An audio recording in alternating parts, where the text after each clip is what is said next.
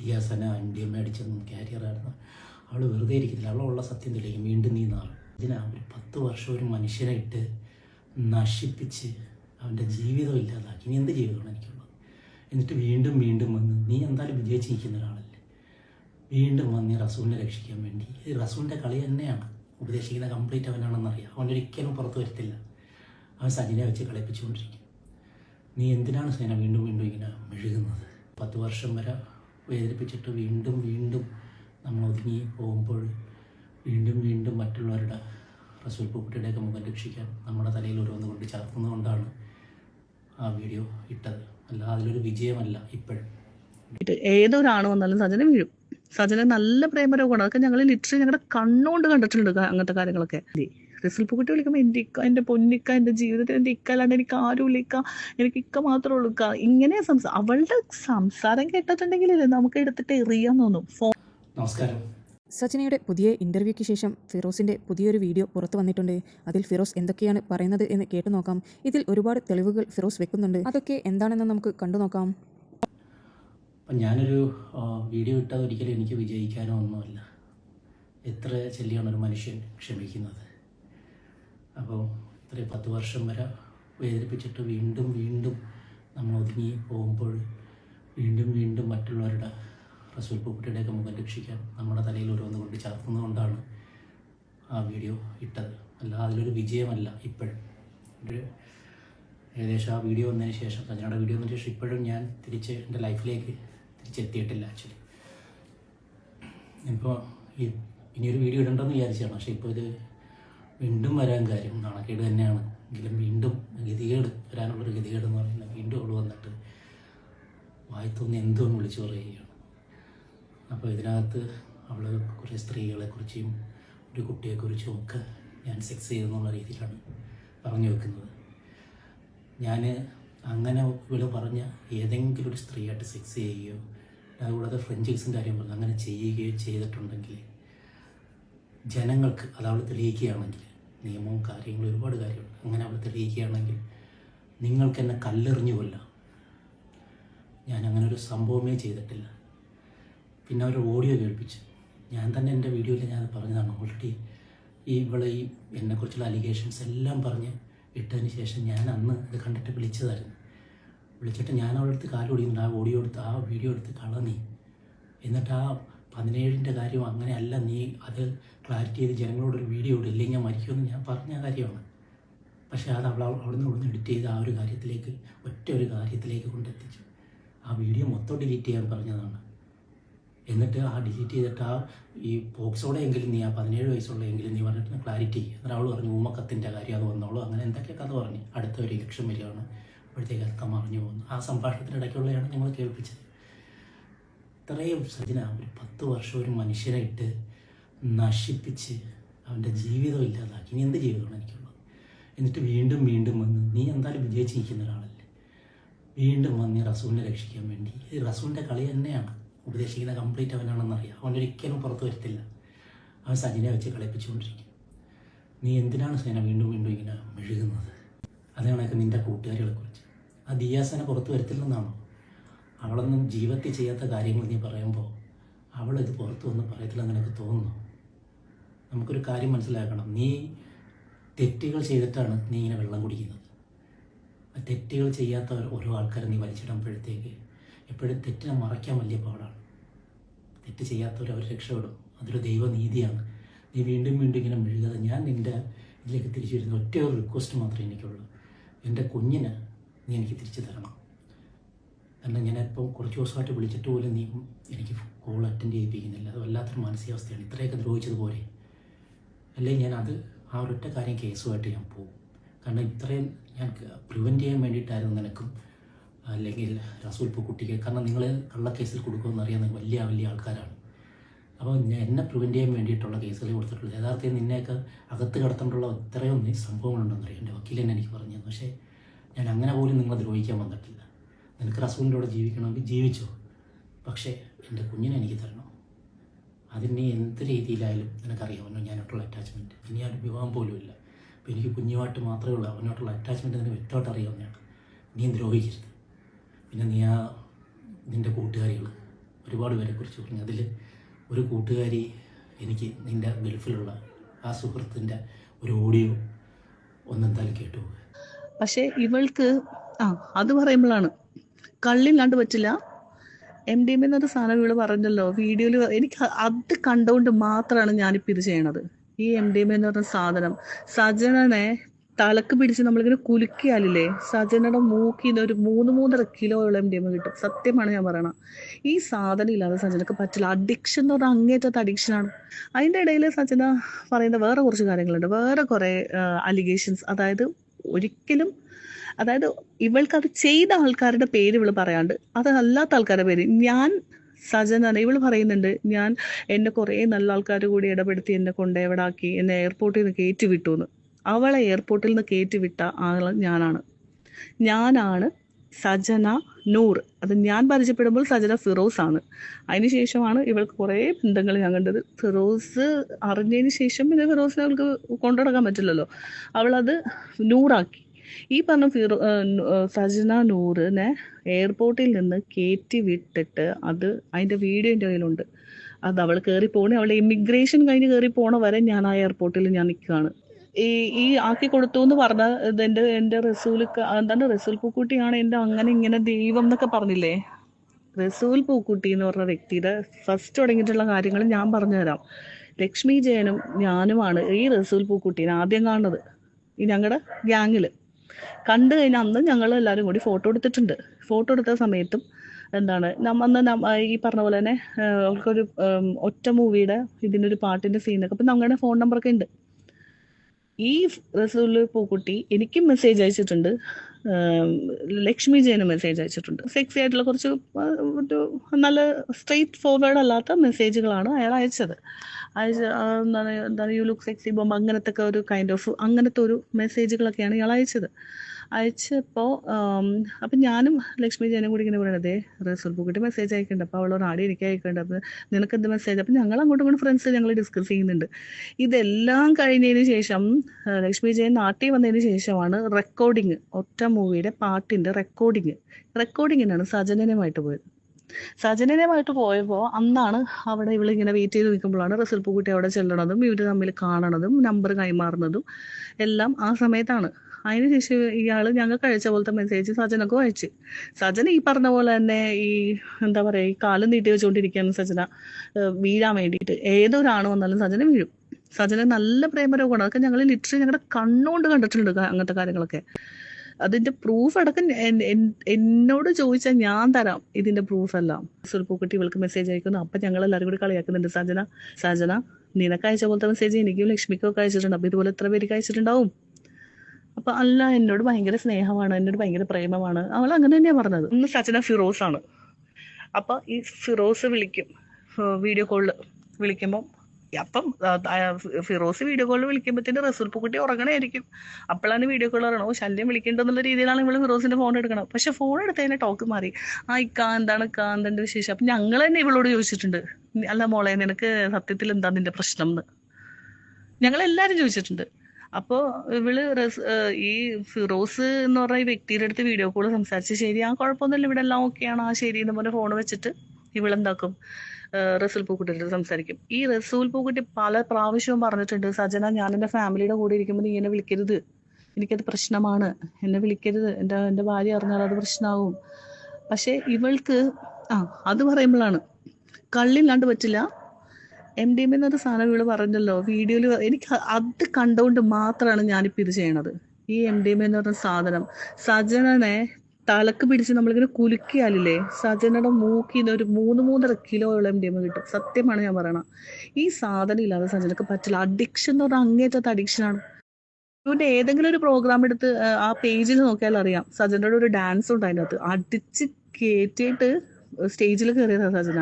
സ്റ്റേജിൽ കയറിയിട്ട് സ്റ്റെപ്പ് വരെ മറന്നുപോയിട്ട് ഇവള് സ്റ്റേജിൽ നിന്ന് ഇറങ്ങി പോകുന്നില്ല. കവറപ്പ് ചെയ്ത് നെക്സ്റ്റ് പിള്ളേർ കയറി കൂടെ കളിക്കുന്ന പിള്ളേർ കവറപ്പ് ചെയ്ത് കളിച്ചിട്ടാണ് ആ പ്രോഗ്രാം ഇതാക്കിയത്. ഈ പറഞ്ഞ ലക്ഷ്മിയൊക്കെ കാല് പിടിച്ചിട്ടാണ് സജനൊന്ന് അവർ സ്റ്റേജിൽ കയറ്റിയത്. അപ്പം അവൾ ചെയ്ത കാര്യമാണിത്. ഈ സാധനം അടിച്ച് കയറ്റി തിരിഞ്ഞ് ഇതില്ലാണ്ട് അവൾക്ക് പറ്റില്ല. അപ്പം ആ സാധനം കണ്ടിട്ടേ ഇല്ല എന്ന് പറഞ്ഞപ്പം എനിക്ക് അതാണ് ഏറ്റവും വലിയ അത്ഭുതം തോന്നിയത്. കഞ്ചാവ്, ഈ പറഞ്ഞ സാധനം, സിഗരറ്റ്, സിഗരറ്റ് 2 മണി 3 മണിക്കൊക്കെ താഴെ ഗ്രോസറിന്ന് വാങ്ങിച്ചു കൊടുക്കേണ്ട അവസ്ഥ വന്നിട്ടുണ്ട്. എവിടെയെങ്കിലും ഒരു വീട്ടിൽ കയറ്റാൻ കൊള്ളൂല. ഏതെങ്കിലും ഒരു സ്ഥലത്ത് കൊണ്ടുപോയാൽ അവൾക്ക് ഇഷ്ടപ്പെട്ട സാധനമാണെങ്കിൽ അവൾ അതങ്ങ് എടുക്കും. ഒരു പ്രാവശ്യം ഇതുപോലെ ഒരു സ്ഥലത്ത് കൊണ്ടുപോയപ്പോഴത്തേനും അവരുടെ വീട്ടിൽ കയറിയിട്ട് തിരിച്ച് വീട്ടിൽ വരുമ്പോഴത്തേനോട് ഞാൻ ഇത് ആരുടെ നെയിൽ പോളിഷാണ്, അത് ഞാൻ അവിടെ എനിക്ക് ഇഷ്ടപ്പെട്ട നെയിൽ പോളിഷ്. ഞാൻ നാണമുണ്ടോ സച്ചിന നിനക്ക്? ഈ ആണുങ്ങളുടെ കേസ് അത് ഒരു ഭാഗത്ത് അങ്ങനെ കിടക്കുകയാണ്. അല്ലാണ്ടുള്ള ഇവളുടെ ക്യാരക്ടറാണ് ഞാൻ പറയണത്. വൃത്തികെട്ട ക്യാരക്ടർ എന്ന് വെച്ചാൽ ഇവള് പറയുന്നുണ്ട് രേണുസുതിനെ പോലെ എന്നൊക്കെ. സത്യം പറയട്ടെ, രേണുസുതിയൊക്കെ ഇല്ലേ പൂവിട്ട് പൂജിക്കണം. ഈ പെണ്ണെന്ന് പറഞ്ഞിട്ടുണ്ടെങ്കിലല്ലേ ഇവള് റസൂലിനെയും പറ്റിച്ചിട്ടും ഒരാൾക്കാരെ വിളിച്ചിട്ട് എങ്ങനെയെങ്കിലും ഇവൾക്ക് പ്രോഗ്രാം അറേഞ്ച് ചെയ്ത് ഇവള് പോകും. അന്ന് അവളെ കൂട്ടിയിട്ട് പോയ ആൾക്കാരുടെ പേരൊക്കെ എനിക്ക് പറയാൻ എനിക്കറിയാം. പക്ഷെ അവരെയൊന്നും ഞാൻ ഇതിലൊന്ന് വലിച്ചെടുക്കാൻ എനിക്ക് താല്പര്യപ്പെടുന്നു. അവരുടെ പേരെല്ലാം കറക്റ്റായിട്ട് ആര് പറഞ്ഞിട്ടുണ്ട്? ഫിറോസിന്റെ വീഡിയോയിൽ കറക്റ്റ് പേരുകൾ പറഞ്ഞിട്ടുണ്ട് എല്ലാവരുടെ. അതൊക്കെ കേട്ടപ്പോൾ എനിക്ക് അത്ഭുതം തോന്നിപ്പോയി. സമ്മതിക്കണം, ഇതൊക്കെ പൊക്കി എടുത്തല്ലോ എന്ന് വിചാരിച്ചിട്ട്. പക്ഷെ അതെല്ലാം പച്ചയായ സത്യങ്ങളാണ് ആ പറഞ്ഞതെല്ലാം. അതിൽ ഒരു തെറ്റ് പോലും അതിൻ്റെ അകത്ത് ഒന്നും അങ്ങേര് ഉണ്ടാക്കി പറഞ്ഞിട്ടില്ല. എല്ലാം വിത്ത് പ്രൂഫ് അതൊക്കെ അങ്ങേർക്ക് കിട്ടിയിട്ടുള്ളത്. അപ്പൊ എൻ്റെ കയ്യിലുള്ള പ്രൂഫൊക്കെ കൊടുത്തില്ലെങ്കിൽ സച്ചിന് ഈ ഇവര് ജില്ല വിട്ട് ഓടിപ്പോകേണ്ട സമയം കഴിഞ്ഞു. വേറെ ഒരു ചെറുക്കനെ കണ്ടിട്ട് അതിന് ഇഷ്ടം തോന്നിയത് വേറൊരു പെണ്ണിനോട്, ഇവൾക്ക് അവനോട് സ്നേഹം, എന്നിട്ട് അവരിട്ട് തല്ലുപിടിക്കുക, കണ്ണുകൊണ്ട് ഗോഷ്ടി കാണിക്കുക. അയ്യോ, ഇതൊക്കെ ഞങ്ങൾ കണ്ടിട്ട് ഞങ്ങൾ മാറിയെന്ന് ആദ്യമൊക്കെ ഞങ്ങൾക്കൊക്കെ ചിരി വരുന്നത്. പിന്നെ ഞങ്ങൾക്ക് ഇവിടെ സഹിക്കാൻ പറ്റാണ്ടായി. ഇതൊക്കെ ഒന്ന് ഈ പറഞ്ഞ റസിൽ പൂക്കുട്ടി ഇതൊന്നും അറിയുന്നില്ലേ? റസിൽ പൂക്കുട്ടി വിളിക്കുമ്പോൾ എൻ്റെ പൊന്നിക്ക, എൻ്റെ ജീവിതത്തിൽ എൻ്റെ ഇക്ക അല്ലാണ്ട് എനിക്ക് ആരും ഇല്ല, എനിക്ക് ഇക്ക മാത്രമേ ഉള്ളൂ. ഇങ്ങനെ അവളുടെ സംസാരം കേട്ടിട്ടുണ്ടെങ്കിലല്ലേ നമുക്ക് എടുത്തിട്ട് എറിയാൻ തോന്നും. ഫോൺ വെച്ചിട്ട് അവള് പിന്നെ ഇപ്പുറത്ത് അവൾക്ക് കള്ളുകൂടിയും പരിപാടിയാണ്. സജന പറയുന്ന ഒരു കാര്യത്തിൽ ഒരു കഴമ്പൂല. അവൾക്ക് ഒരാളോട് ദേഷ്യം വന്നാൽ അവരെ തറപറ്റിച്ച് സംസാരിക്കും. തറപറ്റിച്ച് അവർ വൃത്തികെട്ടവളെന്നുള്ള രീതിയിൽ അവൾ സംസാരിക്കും. ഏത് ലെവലിൽ വേണമെങ്കിലും അവൾ സംസാരിക്കും. എൻ്റെ കെയർ ഓഫിൽ പരിചയപ്പെട്ട് എടുത്തി കൊടുത്ത ഒരു 3-4 ആൾക്കാരോട് അവള് ചുമ്മാ അവളുടേതായ അടിച്ചു പൊളിക്ക് വേണ്ടിയിട്ട്, നമുക്ക് കഞ്ചാവ് വലിക്കാനോ അവൾക്ക് MDMA എടുക്കാനും വേണ്ടിയിട്ട് അവരുടെ അടുത്ത് പൈസ വേണം. എടാ പൈസ താടാ, എന്നെ അവിടെ കൊണ്ടുപോടാ, എന്നെ ഇവിടെ കൊണ്ടുപോടാ. ഇതാണ് അവളുടെ ക്യാരക്ടർ. ഞാനൊക്കെ 10-12 വർഷം ദുബായിൽ നിൽക്കുന്ന ആൾക്കാരാണ്. ഇവിടെ ഒരാളുടെ പേരെടുത്തിടുക, അത് മറ്റുള്ളവർ ചെയ്ത കാര്യമാണ് പറഞ്ഞത്. ഏതോ നല്ല ആൾക്കാർ കയറ്റി വിട്ടു എന്ന് ഈ നല്ല ആൾക്കാരെന്ന് പറഞ്ഞ ആൾക്കാരുടെ പേര് അവള് പറയട്ടെ. അപ്പൊ അറിയാം ഫിറോസിന്റെ വീഡിയോയിൽ പറഞ്ഞ ആൾക്കാരുടെ പേരാണോ സജനക്ക് പറയാനുള്ള പേരെന്ന് കറക്റ്റ് ആയിട്ട് അറിയാം. അല്ലാണ്ട് സജനക്ക് അവിടെ ആരുണ്ട്? ഞാൻ തരാം പ്രൂഫ്. സജനെ എയർപോർട്ടിൽ കയറ്റി വിട്ടാലാണ് പൊളിച്ചടുക്കി തരാം ഞാൻ സജനയുടെ എല്ലാ കാര്യങ്ങളും. ഞാൻ സെലിബ്രിറ്റി അല്ല.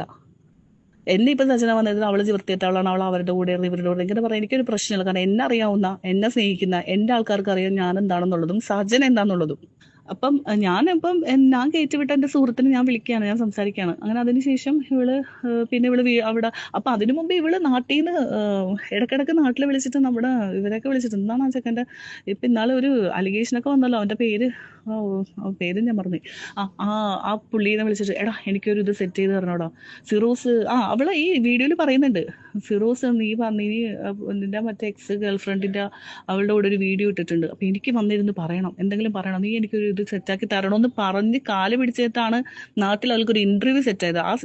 വിളിച്ച് പറയുന്ന സമയത്തൊക്കെ ഞാനുണ്ട് അവിടെ. ഷിയാസ്, അത് തന്നെ, ആ ചെക്കനാണ്. അവനെ വിളിച്ചിട്ട് അപ്പൊ അവനെ വിളിക്കും. സജിന കണ്ടില്ലേ വീഡിയോ ഇറങ്ങിയിട്ടുണ്ടല്ലോ, കണ്ടായിരുന്നോ സജിന? അവളുടെ കൂടെയാണ് ഫിറോസ് വീഡിയോ ഇട്ടേക്കണം. ഇവരൊക്കെ മൂപ്പിച്ചു കൊടുക്കുമ്പോൾ ഇവള് ഇവിടെ ഇരുന്നത് നീ എനിക്കൊരു ഇന്റർവ്യൂ ശരിയാക്കി തടാ, ഞാൻ വന്നിരുന്ന് സംസാരിക്കട്ടേടാ, ഫിറോസിനെ എനിക്ക് പറയണോടാ. കാരണം ഇവള് പിടിക്കപ്പെട്ടു എന്ന് മനസ്സിലായി കഴിഞ്ഞപ്പം ഫിറോസ് എന്ന് പറഞ്ഞ വ്യക്തി ഉൾട്ടയായി. ഈ ഫിറോസ് എന്ന് പറഞ്ഞ വ്യക്തി ആ സമയത്ത് സജനൊക്കെ ഞങ്ങളുടെ കൂടെ ഉണ്ടായെന്ന് അറിഞ്ഞുകൊണ്ട് തന്നെയാണ് ഞങ്ങളെ വിളിച്ചിട്ടുള്ളത്. എന്നോട് വെച്ചപ്പോൾ ഞാൻ ആകെ പറഞ്ഞ ഒറ്റ കാര്യമാണ്, ഞാൻ കാണാത്തത് പറയില്ല, അതുകൊണ്ട് ഫിറോസ്ക്ക് എനിക്ക് അവളുടെ കൂടുതൽ കാര്യങ്ങളൊന്നും എന്നോട് ചോദിക്കരുത്, ശരി മോളെ എന്നും പറഞ്ഞിട്ടാ വെച്ചത് ഫോൺ. ഓക്കെ, നിനക്ക് അത് പറയാൻ താല്പര്യമില്ലെങ്കിൽ ഓക്കെ ഞാൻ കണ്ടുപിടിച്ചോളാം എന്ന് തന്നെ പറഞ്ഞത്. പക്ഷെ ഞങ്ങളുടെ കൂടെയുള്ള ആൾക്കാർ എന്നെയൊക്കെ പറഞ്ഞു കൊടുത്തിട്ടുണ്ട്. അവരൊക്കെ തന്നെയാണ് പിന്നെയും സജനയുടെ മേത്ത് കൈയിട്ട് നടക്കുകയും ചെയ്യുന്നത്.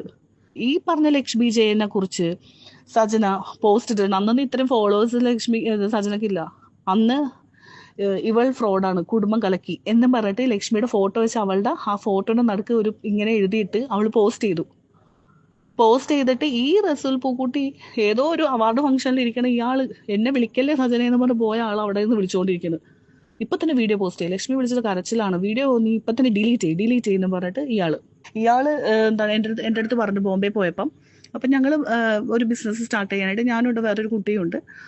അപ്പം അവൾ നല്ലൊരു മര്യാദക്കാരി കൊച്ചാണ്. അപ്പം ഇവരൊക്കെ ഒറ്റ ഗ്യാങ് ആണെങ്കിൽ പോലും ഇവളുടെ ക്യാരക്ടർ ആരും എന്താ പറയുക ഇങ്ങനെ അനുകരിക്കുന്ന ആൾക്കാരല്ല. ഇവളുടെ ഗ്യാങ്ങിലുള്ള ആൾക്കാരൊക്കെ പൊട്ടകളും അല്ല അത്. അപ്പം ഞങ്ങൾ എന്തെടുത്ത് ഞങ്ങൾ എല്ലാവരും കൂടി ബിസിനസ് സ്റ്റാർട്ട് ചെയ്യാൻ പ്ലാനൊക്കെ ചെയ്തിട്ട് ഞങ്ങൾ ബോംബെ പോകുന്നു. ഇവൾക്ക് ബോംബെ എന്ന് കേട്ട പിളക്കം, എനിക്കിപ്പോൾ പോകണം, ഞാനും വന്നടി എന്നെയും കൊണ്ട് എനിക്ക് റസൂൽഖാനെ കാണുന്നു. ഇവള് ബഹളം വെച്ചിട്ട് അപ്പം അപ്പളെ ആ കൊച്ചിനോട് പറഞ്ഞു, ചേച്ചി ഈ സജന ഉണ്ടെന്നാണെങ്കിൽ ഞാൻ വരൂലട്ടെ, എന്നെ ഒഴിവാക്ക്. സജന ഉണ്ടെങ്കിൽ ഞാൻ മോനെ അവളുടെ കാശ് എടുത്തിട്ട് വരണേന് നമുക്കെന്താ, അവൾ വന്നോട്ടെ കുഴപ്പമില്ല എന്ന് പറഞ്ഞു. അങ്ങനെ അവിടെ ചെന്നപ്പോഴാണ് റസൂൽ പറയണത്, നിങ്ങളൊരു ബിസിനസ് തുടങ്ങുകയല്ലേ, സജനയുടെ പ്രശ്നങ്ങളൊക്കെ അറിയാലോ, സജനയുടെ പ്രശ്നങ്ങൾ കറക്റ്റായിട്ട് അറിയാവുന്ന ആൾക്കാർ തന്നെയാണ് ഞങ്ങൾ. എന്ത് പ്രശ്നം, അവൾക്ക് ആണുങ്ങളുടെ കേസ് മാത്രമേ ഉള്ളൂ പ്രശ്നം. അപ്പോൾ നിങ്ങളൊന്ന് ഇവളൊന്ന് ഇതിലൊന്ന് ചേർക്കാമോ എന്ന് വെച്ചപ്പം മറ്റേ കൊച്ചിൻ്റെ കയ്യിൽ കയറി പിടിച്ചു. ഞാൻ പറഞ്ഞ് ഓക്കെ കുഴപ്പമില്ല ശരി എന്ന് അങ്ങനെ തന്നെയാണ് പറഞ്ഞത്. അത് ഇയാളുടെ സ്റ്റുഡിയോ വെച്ചിട്ടാണ് ഈ സംഭവം നടക്കുന്നത്. ഇയാൾ ഇല്ലാത്ത സമയത്ത് ആ സ്റ്റുഡിയോയിൽ അയാളുടെ കസേര കയറി ഇരിക്കുക, കറങ്ങുക. ആ സ്റ്റുഡിയോയിലുള്ള ആൾക്കാർക്ക് എല്ലാവർക്കും അറിയാം സജനന. എന്നിട്ട് ബിസിനസ്സിൽ എടുക്കാം എന്ന് പറഞ്ഞിട്ട് പോലും ഞങ്ങൾ മൂന്നരും ഈ രാവിലെ എഴുന്നേറ്റിട്ട് സൂറത്തിലും അവിടെ ഇവിടെയൊക്കെ പോയിട്ട് മെറ്റീരിയൽ കളക്ട് ചെയ്യും. ഇത് തപ്പിയൊക്കെ വൈകുന്നേരം ഇവർ രണ്ടുപേരും റൂമിലാണ്. ഇവർ ഭയങ്കര എൻജോയ്മെന്റാ. ബിസിനസ് ചെയ്യാൻ വേണ്ടി അവിടെ ദുബായിൽ വന്ന സജന എപ്പോൾ നോക്കിയാലും എൻ്റെ ഇക്ക വിളിച്ചില്ല, എൻ്റെ പൂക്കുട്ടിക്ക വിളിച്ചില്ല, എൻ്റെ പൂക്കുട്ടിക്ക വിളിച്ചില്ല എന്ന് പറഞ്ഞ് ഭയങ്കര ബഹളം. ഇവൾക്ക് ഈ ബിസിനസിന്റെ കാര്യത്തിലൊന്നുമല്ല ശ്രദ്ധ. അതിൻ്റെ ഇടയിൽ ഇയാൾ എന്നെ വിളിച്ച് പല പ്രാവശ്യം പറഞ്ഞിട്ടുണ്ട്, സജന തലവേദനയാണ്, ഒന്ന് പറഞ്ഞ് മനസ്സിലാക്കി കൊടുക്കോ, എനിക്ക് പുള്ളിക്കാരത്തിന് എനിക്ക് സഹിക്കാൻ പറ്റുന്നില്ല, ഇവൾ വല്ലാത്തൊരു ക്യാരക്ടറാണ്, ടോക്സിക് ക്യാരക്ടറാണ് എന്നൊക്കെ എൻ്റെ അടുത്ത് പറഞ്ഞിട്ടുണ്ട്. അങ്ങനെ ഈ സജന ഇതെല്ലാം കഴിഞ്ഞിട്ടാണ് നാട്ടിൽ കയറി വന്നു. ഷാലു എന്ന് പറഞ്ഞ പെങ്കൊച്ചുമായിട്ട് കൂട്ടുകൂടിയപ്പോഴത്തേനും ഒരു ദിവസം ഈ ഷാലുവിൻ്റെ വീട്ടിലാണ് പിന്നെ സജന നിൽക്കണമെന്ന് തോന്നുന്നത്. കാരണം ഇവളുടെ മാനേജർ എന്നൊക്കെ പറഞ്ഞിട്ട് കൊണ്ടുനടന്നു വെച്ചത്. ഇവളെ ഈ നാട്ടിൽ നിന്ന് ഒരു ക്രിസ്മസിൻ്റെ സമയത്ത് ഈ 2 മക്കളെയുമായിട്ട് അവൾ ഷാലുവിൻ്റെ വീട്ടിൽ ചെന്നപ്പോൾ എന്നിട്ട് എന്നെ വിളിച്ച് കരഞ്ഞോണ്ടാ വിളിക്കണേ, എടാ എനിക്കൊരു പ്രശ്നമുണ്ടടാ. ഞാൻ ചിന്ത പറ്റി, എടാ ഷാലുവിൻ്റെ വീട്ടിലെ പട്ടിക്കുട്ടികളെ എൻ്റെ മക്കള് ഇതാക്കണം എന്ന് പറഞ്ഞിട്ട് കൊച്ചുങ്ങളെ കൊണ്ട് വീട്ടിലാക്കിയിട്ട് വേണമെങ്കിൽ നിന്നാൽ മതി, പിള്ളേരെ മാറ്റി ഇവിടെ നിൽക്കാൻ പറ്റില്ല എന്ന് പറഞ്ഞ് ഷാലു ഇറക്കി വിട്ടു എന്ന് പറഞ്ഞു. നീ എൻ്റെ വീട്ടിലോട്ട് ചെല്ലുന്നു പറഞ്ഞു. ഞാൻ വീട്ടിൽ വിളിച്ച് പറഞ്ഞു. അങ്ങനെ അവൾ വീട്ടിൽ വന്നു, 2-3 ദിവസം നിന്നു പോന്നു. ഇതിൽ കൂടുതൽ എങ്ങനെ ഒരാളെ ഹെൽപ്പ് ചെയ്യേണ്ടതെന്ന് എനിക്കറിയില്ല. എന്നിട്ട് നന്ദിയില്ലാത്ത വർത്താനം.